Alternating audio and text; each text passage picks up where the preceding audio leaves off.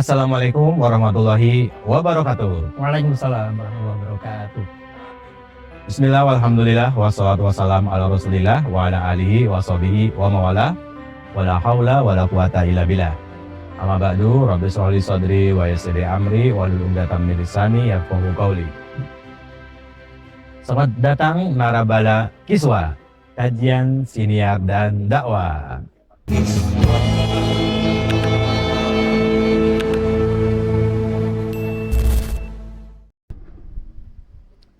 Alhamdulillah, pada sore hari ini merupakan momen yang sangat istimewa karena kita sudah sampai di episode yang ke-88, Mas Rizal. Wah, luar biasa. Luar biasa ya, Alhamdulillah. Dan ini angka yang cukup hoki ya, hoki. Kata Mas Ubud hoki. Oke, di samping kita sudah sampai di episode 88, kita juga mencoba untuk memberikan nuansa baru sebagai komitmen kita kepada narabala sekalian dengan adanya lokasi baru, yaitu di Cafe Bukanagara di Jalan Gatot Subroto atau biasa disebut oleh orang-orang Jakarta Gatsu. Gatot Subroto ya kan. Oke teman-teman, semoga dengan kehadiran kami dengan format yang baru ini menambah semangat. Baik dari studio maupun teman-teman narabala yang ada di entah di rumah, di perjalanan, di kendaraan dan sebagainya. Kita juga sambil memantau Mas Iza lalu lintas ya. Semoga lalu lintas semakin lancar gitu ya. Ramai lancar. Ramai lancar ya. Siapa tahu nanti ada hal-hal yang mungkin bisa kita bahas menjadi inspirasi baru Mas Iza. Selama ini mungkin di studio sebelumnya kita melihat berkibarnya bendera. Kalau sekarang ada suara-suara, ya kan? Wah itu. Ada ambulan, ada polisi, dan itu menambah emosional kita. Oke, Mas Rizal seperti biasa nanti akan membuka episode ini dengan sebuah kaidah baru ya Mas Rizal. Yang ke-24, kaidah umum. Bagaimana bunyinya? Teks Arabnya, kemudian terjemahannya, ataupun hal-hal terkait kaidah ini. Dipersilakan, Mas Rizal. Terima kasih Mas Atung. Naracara kiswah kita yang luar biasa. Pengantarnya luar biasa.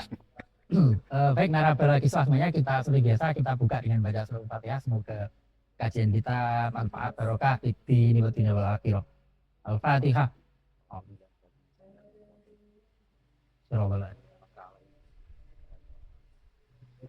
Baik, narabala kiswah semuanya, kita sampai di kaidah tadi kata Mas Atung spesial dan istimewa. Kayaknya setiap episode spesial istimewa. Jadi kita sampai di kaidah edisi istimewa, kaidah ke-24 karena kita pindah tempat. Jadi ngajinya harus selalu sempat. Istimewa ya. Di kaidah yang ke-24 Al-Qaidah Rabi'ah wal Ishrun yang berbunyi ma'aujaba a'dhamal amraini bi khususi la yujibu ahwanahuma bi umumihi. Kita beri judul Fathu Rabbil Bahrain fi qaidati ma'aujaba a'dhamal amrain. Kewajiban khusus ya, tidak mengeneralisasi kewajiban yang lebih ringan secara umum. Nah, ini seperti biasa kita mulai dengan membaca beberapa bait puisi ya. Nah itu kita kok delay nih tampilannya. Nah ini dia. Ada tidak terlalu banyak bait puisinya sehingga kita khatamkan saja. Ya. Ini Bismillahirrahmanirrahim. Ma'aujabal a'dhamabil khususilah yujibu bil umumil ahwanal qola. Nah ini agak unik bait kaidahnya. Jadi sebenarnya kita hanya sampai di potongan sini ya. Kolanya ini masuk ke bait berikutnya sebenarnya. Tapi libaru roti syiar ya nggak apa-apa ya. Ma'aujabal a'dhamabil khususilah yujibu bil umumil ahwanal qola. Sesuatu yang mewajibkan yang paling besarnya dari dua hal, tidak mewajibkan yang ringan karena keumumannya. Nah, kaidah ini diantaranya Dzakaroha Ar-Rafi'i, disebutkan oleh Imam Ar-Rafi'i, salah seorang tokoh fakih bermadzhab Imam Syafi'i ya. Wafiyah Qur'un ya. Di antara contoh kasusnya adalah yang pertama, minha la yajibu ala zani at-ta'ziru bil mulamasati wal mufaqadati. Tidak ada kewajiban takzir bagi orang yang melakukan tindak pidana zina. Sebab mulamasah dan mufaqadah. Mulamasah itu belai-belaian, mufaqadah itu ya mukadimah zina lah ya, peluk-pelukan ya, rangkul-rangkulan, mepet-mepet area-area tertentu ya. Kenapa? Fa'inna adzmal amrayni wa huwa al-haddu wajib. Karena ada dua hal yang lebih besar dalam hal ini sudah diwajibkan, yaitu had, sehingga takzirnya gugur.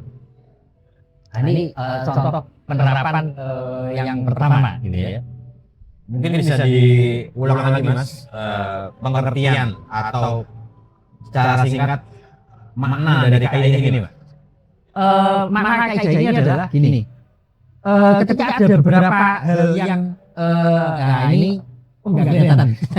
Jadi ada hal-hal apa namanya besar yang spesifik, dia akan melalui beberapa hal kecil yang ringan-ringan sebelum masuk ke sesuatu yang lebih besar. Contohnya begini, orang zina itu pasti dimulai dengan pelukan dulu. Ada mukadimah, ciuman dulu, mojok berdua dulu. Nah, hukuman terhadap pelanggaran ringan tadi ini itu takzir. Baru nanti ketika sudah sampai ke pelanggaran terbesarnya yaitu zina, maka langsung hanya dikenai hukuman maksimalnya saja.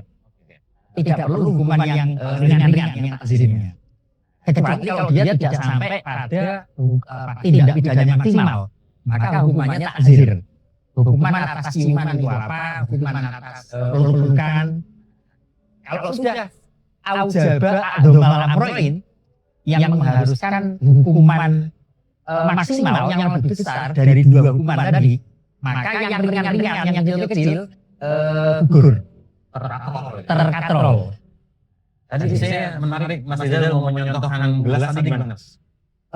Ya itu tadi Pak. Nah, ini. Jadi ini ciuman, hukumannya misalkan denda misalkan ya, 100.000. Ini hukuman peluk-pelukan, 100.000 lagi dengan orang yang sama. Terus ini yang kecil lagi. Nah, kecil-kecil ini ketika dia sudah digong ya jadi zina, maka yang kecil-kecil ini tercover oleh yang gede. Tercakup ya.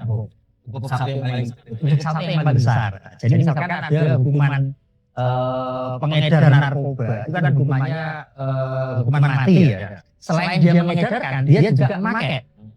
Selain memakai, dia juga apa yang ringan-ringannya narkoba misalkan. Nah, mencuri ya. Maka hukumannya langsung yang maksimal saja. Dihukum maksimal yang yaitu hukuman mati. Yang hukuman-hukuman kecilnya ikut menikmati mencurinya misalkan, nah ini sudah tercover sama yang besar. Oke. Ini berarti kaidah ini hanya khusus di tentang pelanggaran itu ya, had tadi itu ya? Enggak. Oh ada lagi? Di banyak hal, tidak hanya pada hukuman.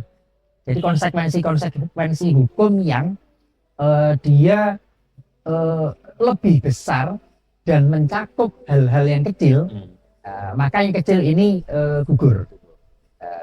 Ada contoh lain Mas selain lain jibu ahwanuma. Kenapa? Selain tentang zina tadi ada yang lain? Ada contoh berikutnya, diantaranya disebutkan oleh Asyuti ya di Al-Asbah wan Nadhair. Iya silakan. Ini masuk nggak suaranya nih?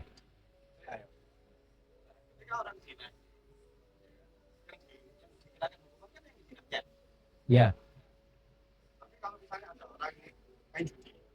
Oke. Nah, berarti judi yang apanya? Kecuali hukumannya aspeknya lain ya. Misalkan ada aspek perdatanya misalkan. Ya nggak apa-apa. dituntut dengan dua bentuk hukuman. Karena toh nanti ada beberapa pengecualian. Iya. Iya. Hukumannya lain. Jadi ada dua domain yang berbeda. Dua domain yang berbeda. Dua domain yang berbeda. Kamarnya beda. Yang tadi yang dimaksud yang kecil-kecil itu yang satu aliran. Yang satu aliran, satu kamar. Iya. Betul, betul. Oke, contoh berikutnya. Zina Bentar, muhsan. bentar. Ini saya balikin dulu Mas. Oh ya, dibalikin dulu. Udah habis ya. Berikutnya oleh Asy'uti disebutkan contohnya zinal muhson. Zinanya orang yang sudah berpasangan secara resmi ya, sudah punya pasangan secara resmi. Lam yujib ahwanal amroini, tidak mendatangkan konsekuensi hukum yang lebih ringan. Wa huwa al jildu diumumi kaunihi zinan. Tapi khilafan ibnil mundir. Jadi orang kalau zina masih jomblo, maka hukumannya dijilid saja. Ya, maka hukumannya tidak sampai pada hukuman maksimal, yaitu rajam. Itu dicambuk. Dicambuk. Hukumannya ringan. Tapi kalau sudah punya pasangan resmi, dia zina, maka hukumannya maksimal itu dirajam. Ya. Hukumannya dirajam. Nah, orang yang zina muhson itu kan berarti di atasnya zina biasa. Jadi orang zina antara masih jomblo dengan sudah punya pasangan, pelanggarannya lebih berat yang punya pasangan kan. Nah, kalau sudah punya pasangan maka dia tidak dikenai lagi hukuman jilidnya, cambuk, tapi langsung dihukum maksimal rajam gitu ya. Ini terkait dengan kaidah ini ya? Terkait dengan kaidah ini.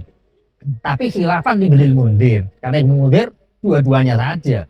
Nah, sebentar. Ini maksudnya muhson tadi ini kan dia sudah menikah ya? Sudah menikah. Nah, kalau statusnya dia janda atau duda? Sama saja. Sama saja. Yang penting Sudah sudah menikah. Sudah menikah. Secara resmi ya? Secara resmi. Tapi ada pendapat lain dari Ibnul Mundir. Iya. Apa? Sudah sama pernah. Iya. Iya. Sama. Iya, udah muhson ya. Iya, muhson berarti ya. Tapi ini beda dengan pendapatnya Ibnu Mundir ya. Ibnu Mundir mengatakan dua-duanya diterapkan nggak masalah. Nah, dalam konteks fatwa, saya rasa kita bisa pertimbangkan situasi empiriknya ya. Misalkan zina marak di mana-mana, nggak masalah kita ambil pendapatnya Ibnu Mundir ini. Dihukumnya 2 kali, jilid iya, rajam juga iya. Dua-duanya nggak masalah ya. Karena misalkan praktek zina luar biasa, sehingga untuk meredam perlu diambil tindakan yang extraordinary gitu ya. Oke, contoh berikutnya,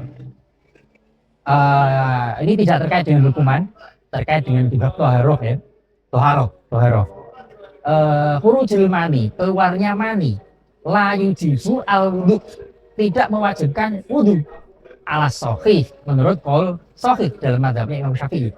Diumumi kaunihi khorijan, sebab penyebab umum ada sesuatu yang keluar dari lubang itu ya. Fa'inahu qad aujabal husla, karena keluarnya mani sudah mewajibkan mandi, alladhi huwa a'dzamul amroini.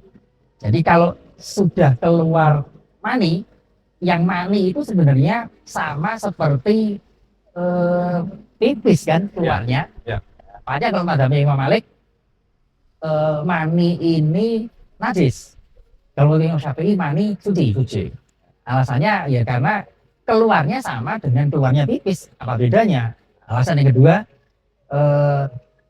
pipis saja menyebabkan keharusan wudhu hadas kecil. Apalagi ini yang menyebabkan hadas besar. Tapi ini dibantah oleh Syafi'iyah. Lah ini cikal bakalnya Mas Hatu kok dianggap najis itu loh. Iya, harusnya suci ya. Harus suci loh, cikal bakalnya manusia kok. Ini lain. Nah, dalam konteks ini keluarnya mani itu tidak menyebabkan hadas kecil. Jadi dia cukup mandi besar, udah nggak usah wudhu lagi. Ala sahih menurut pendapat qaul sahih di dalam mazhabnya Imam Syafi'i. Karena ketika ada hadas besar dan hadas kecil, Iya. ketika berbarengan atau dalam waktu yang relatif dekat, maka Iya. itu yang besarnya Yang- saja, Yang dihitung yang besarnya saja. yang kecilnya nggak usah. Yang kecilnya nggak usah. Jadi ketika seseorang dia spermanya keluar, Ya, maka dia diwajibkan adalah mandi besar mandi besar untuk menghilangkan hadas besar, menghilangkan hal besar. bukan menghilangkan hadas kecil. Ya, resistnya udah otomatis kena. Oke. Namanya ma'aujaba a'domal amro ini. Nah, berarti kayak gini juga Mas. Misalnya orang batal wudhu. Misalnya Mas Iza habis wudhu pegang maghrib, tapi ternyata kentut. Ya, Kentutnya 3 kali. Ya. Itu wudhunya 3 kali atau sekali Mas? itu wudhunya cukup sekali Oh, ya. cukup sekali. Itu nanti ada kaidahnya itu ya. Jadi sama seperti bahkan nggak cuma kentut 3 kali. Penyebab hadasnya macam-macam. Habis kentut, tidur, sentuhan kulit dengan lain jenis itu cukup sekali wudhu untuk semuanya. Ini masuk kaidah ini ya? enggak ya? Yang gede saja kena, apalagi yang sederajat gitu ya. Itu masuk dalam kaidah yang sudah kita bahas dulu itu. Idza jatama'a amroni min jinsin wahidin Oh. walam yahtalif maksuduhuma dakhala akaduma fil akhor. Kaidahnya dulu itu ya. Berarti kayak misalnya di hari Senin pas tanggal 1 Rajab, Ya, maka orang boleh puasa dengan 1 kali, niatnya berganda-ganda. niatnya bareng sekalian. Boleh itu. Boleh ya? Boleh. Tasyrikun niat. Yang nggak boleh itu sholat zuhur, niatnya sekalian sholat asar. Gitu. Oh, ada gitu ya. Ini om, rapel. Nggak bisa itu ya? Tapi ini kasusnya begini ya. Kalau yang menyebab keluar maninya itu disertai dengan hal-hal yang membatalkan wudhu, ya maka harus wudhu dan mandi besar. Ya misalkan, mohon maaf ya, ini contoh pelanggaran ya, para jomblo misalkan istimna biliat itu ya. Apa itu namanya? Apa? Istimna biliat itu bahasa Indonesia apa itu? Mana nih? Onani ya. Ini dalam madzhab Syafi'i pelanggaran itu ya, nggak boleh itu ya. Madzhab lain ada yang membolehkan dengan catatan khawatir zina misalkan. Nah, kalau misalkan kasusnya seperti itu, maka tetap wajib wudhu. Karena disertai dengan peristiwa pembatal wudhu, yaitu tangannya menyentuh kelaminnya. Jadi tangannya menyentuh kelamin menyebabkan batalnya wudhu atau menyebabkan hadas kecil, keluarnya mani menyebabkan hadas besar. Jadi kalau kasusnya begini, ya tetap harus 2 kali. 2 kali. Ini Ya. pengecualian berarti. Bukan pengecualian, nggak masuk kaidah ini. Oh. Karena tidak ma'aujaba a'domal amro ini, enggak. Peristiwanya beda kok. Keluar maninya satu hal, kemudian batal Pegangnya. pegangannya itu hal lain. Jadi nggak bisa Jadi kalau nggak dipegang, kecuali kalau ada contoh unik ya di beberapa kitab itu. Contohnya itu keluar mani yang tidak menyebabkan wudhu, menyebabkan kewajiban wudhu adalah hari Jumat itu, ya pas hari Jumat, Jumatan pas khutbah tidur. Oke. Nah pas tidur mimpi ketemu bidadari sampai keluar keluar mani. Nah ini dia hanya wajib mandi besar karena keluarnya mani tidak disertai dengan pegangan tangan atau tidurnya harus utamakin ya, memakinan makadahu, posisinya duduk yang tidak memungkinkan, ini kalau dari Syafi'i ya, tidak memungkinkan keluar kentut. Jadi duduknya rapat ya. Kalau begitu dia hanya wajib mandi besar. dan tidak boleh senderan ya Mas? Nggak masalah, Nggak masalah. nggak masalah. Terus apanya itu?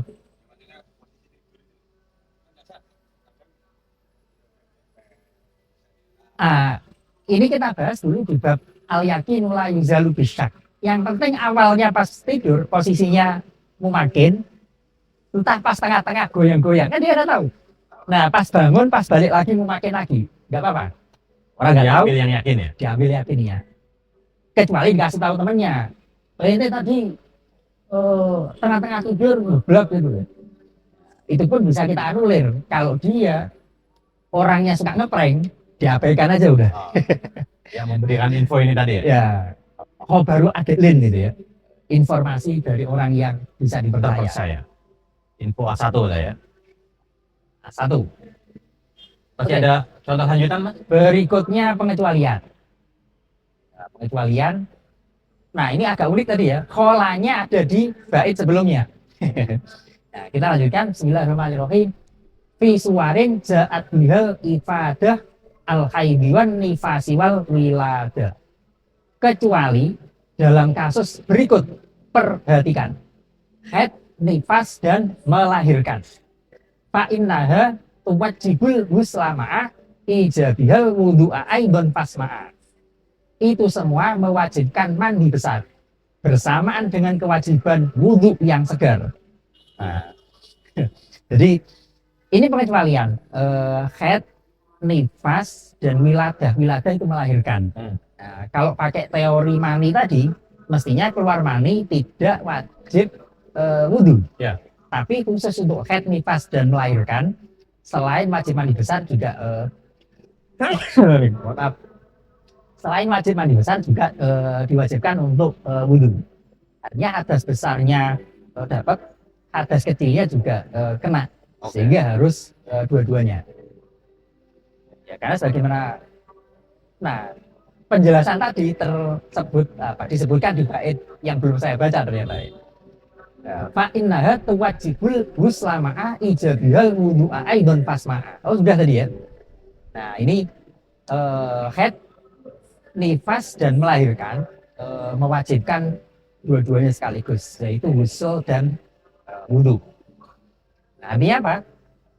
Kalau ada peristiwa-peristiwa tertentu misalkan yang misalkan terkait hukuman gitu ya, korupsi misalkan. Ya. Korupsi, hukuman maksimalnya misalkan hukuman mati misalkan ya. Sementara sebelum korupsi itu kan dimulai dengan merekayasa, menyiasati, ngakali undang-undang misalkan. Nah, gongnya kan di korupsinya. Enggak masalah dalam rangka memberikan efek jera, kenain semua aja. Hukuman mati, perampasan aset, kemudian diasingkan, ya nggak masalah dalam rangka memberikan efek jera. Toh ternyata di kaidah ini juga ada banyak pengecualian. Ya. Berikutnya, nah keluar lagi ini, sengaja ini ya. Kebetulan. Bulannya. Ini bukan kebetulan, ini memang skenario Allah ini ya. Wal mahrufi arsyil bakaroti lazim fiwat infasi bisyiro kama ulim. Fiwat infasi bisyiro kama ulim. Kewajiban, wah ini terjemahnya belum nempel ini ya. Jadi begini, Asyuti mengatakan bahwa manistaro fasidan wawati'ah, ini zaman ketika masih ada perbudakan ya, ada orang membeli budak, ternyata akad jual belinya rusak. Artinya konsekuensi hukum atas atau akibat hukum dari peristiwa jual beli tadi nggak ada. Cuma dia nggak tahu kalau fasid. Jadi fasidnya baru diketahui kemudian hari. Jadi setelah dia beli budak, kemudian wawati'ah, budaknya disetubuhi. Maka lazimahul mahru wa arsul bakaroh. Jadi dia wajib bayar dua sekaligus. Ya. Bayar mahar, dalam hal ini berarti maharnya mahar mithil. Dan yang kedua arsul bakaroh, kompensasi atas mohon maaf jebolnya keperawanan. Itu sebentar. Tadi arsi itu pakai hamzah Mas ya, bukan pakai ain ya? Pakai hamzah. Ars. Menjebol. Iya, sebagai ganti rugi. Karena mahar itu kan satu sisi dia sebagai ganti rugi dalam tanda petik ya, atas jebolnya keperawanan karena akad karena akad legal yang disebabkan oleh akad legal. Tapi ada hal-hal tertentu jebolnya keperawanan yang kita nggak dosa, ya, bukan termasuk zina. Misalkan mati syubhat, ya, misalkan ada keliru, ya, karena musim hujan, gitu ya, misalkan musim hujan,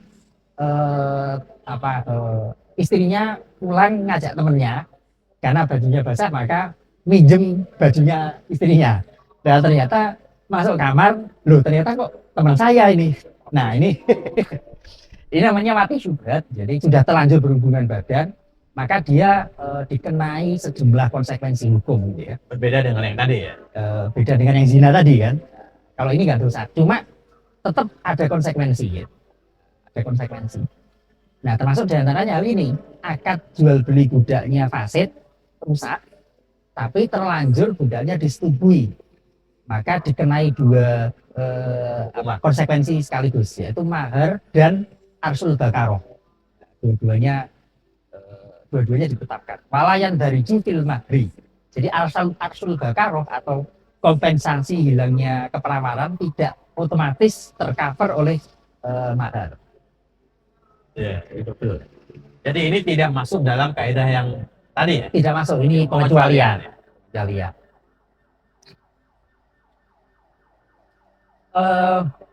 Berikutnya ada dua kasus ini, seperti pada bait sebelumnya, dicampur adukan sama beliau ya, sama Al-Abdal ya. Bismillahirrahmanirrahim. Wasyahiduna bizzina law raja'u naba'da min fal qisasu yaqa'u ba'da rajmin fal qisasu yaqa'u. Para saksi kasus zina yang mencabut kesaksian, hukuman rajam dan kisos tetap dijatuhkan. Ma'had biqadfin wa kadza law qatala aktsara min ghairin wa kana kamila. Bersamaan dengan hukuman qadzaf, jika mujahid membunuh lebih banyak, fa innahu maksamihi yurdhlah. Karhun sampai mana tadi? Dia dapat bagian jatah ghanimah dan bonus, namun pendapat ini termasuk ikhtilaf bagus. Jadi ada dua kasus di sini. Jadi kita bersaksi itu harus berhati-hati ya di pengadilan ini. Makanya di KUHP, Kitab Undang-Undang Umum Acara Pidana, hukuman atas terdakwa yang bohong dengan saksi yang bohong itu lebih berat saksi bohong ya. Karena terdakwa bohong itu kan dia punya hak untuk membela diri. Ya. Tapi saksi kok sampai bohong, itu bisa lebih berat itu hukumannya. Nah, saksi dalam kasus persidangan hukuman zina, kok dia mencabut kesaksiannya. Jadi misalkan ada orang zina, terus ada orang datang, saya saksinya, Ya. dia melakukan zina. Setelah dia bersaksi, hukuman dilaksanakan, dia mencabut kesaksiannya. Lapor ke pengadilan, saya mencabut, saya kemarin bohong. Nah, dengan kalau begini, harusnya dia hanya dikenai hukuman hadul qadzaf saja. Tapi dia juga dikenai hukuman kisos. Kisosnya kenapa? Karena dia bersaksi palsu, orang itu menjadi dihukum mati misalkan. Ya. Jadi dia dianggap membunuh, maka hukumannya double. Hadul qadzaf, hukuman karena menuduh orang melakukan zina, dan hukuman karena dia menyebabkan kematian atau membunuh. Ini pengecualian. Membunuh siapa ya? Membunuh orang yang dituduh zina. Kan dia bersaksi. Kunci hakim untuk ketok palu orang ini dihukum zina atau tidak, kan saksi. Ya. Nah ternyata saksinya bohong. Jadi kan dia membunuh itu. Ya, saksinya bohong ya. Ini zina enggak? Kalau Itu zina dalam artian bukan membunuh nyawa ya? bukan membunuh secara langsung, tapi karena kesaksian dia, hakim jadi ketok palu hukuman rajam misalkan. Nah, itu kan menyebabkan orang lain meninggal. Nah, hukumannya ya kisos. Si saksi. Si saksinya itu. Satu sisi dia kena hukuman kisos karena telah menyebabkan hilangnya nyawa. Dan yang kedua dia ini karena dia menuduh orang zina. Oke. Double itu. Jadi kuncinya di saksi ini ya. Punya di saksi. Ada dua pelanggaran berat ya. Satu penghilangan nyawa, dan yang kedua menciderai harga diri. Jadi menuduh zina itu kan kita menciderai harga diri orang lain ya. Nah itu dua-duanya hukumannya maksimal itu. Dua-duanya diterapkan. Jadi sebelum menjadi saksi dia harus benar-benar harus Yakin. jujur, harus jujur. Makanya saksi kan disumpah ya. Saya menyampaikan apa yang benar-benar saya lihat. Gitu ya. Nah itu contoh pengecualian yang pertama di bait ini ya. Pengecualian berikutnya adalah ada orang berperang ya. Man qatala min ahlil kamal aktsara min ghairihi. Jadi yang lain berperang hanya bisa membunuh orang misalkan 10. Dia karena jago bisa bunuh 50 orang. Ya. Nah, seperti ini dia dapat double. Yurdoh lahu masahmi.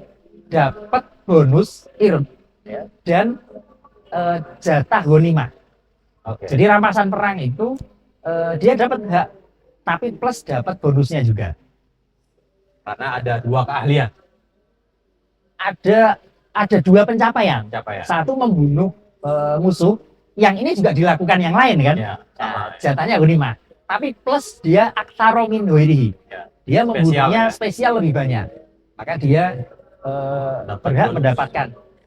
Tapi ini zaman sekarang kayaknya ghanimah sudah nggak ada kayaknya ya. Ini kan ijtihadnya Umar itu ya. Ketika ekspansi zaman dulu. Nah ini kita mau mengatakan tuh Umar nyalai Quran hadis ya. Jadi ketika ekspansi di zaman Umar penaklukan di beberapa negara, kalau kita ikuti Al-Quran ya, yas'alunaka 'anil anfal, qulil anfalu lillahi dan seterusnya, ada porsi-porsinya termasuk pasukan perang. Tapi oleh Umar nggak dilakukan. Setelah menaklukkan beberapa negara udah biarin aja. Kata Umar, apa kata anak cucu kita ketika wilayah-wilayah itu diwariskan turun-temurun, sehingga ketika sebuah negara tertaklukkan ya sudah bayar pajak atau apa istilahnya itu ya, di bawah kekuasaan khalifah mereka tetap dibiarkan. Upeti gitu ya. Mirip-mirip itulah ya. Masih ada contoh pengecualian? Pengecualinya nih yang terakhir. Udah pas. Berarti satu kaidah satu episode Mas. Satu kaidah satu episode. Siap. Cukup nih? Udah nggak ada lagi berarti ya? Cukup. Udah habis ini. Terima kasih Narabala Kiswa semuanya. Ya, jadi kaidah ini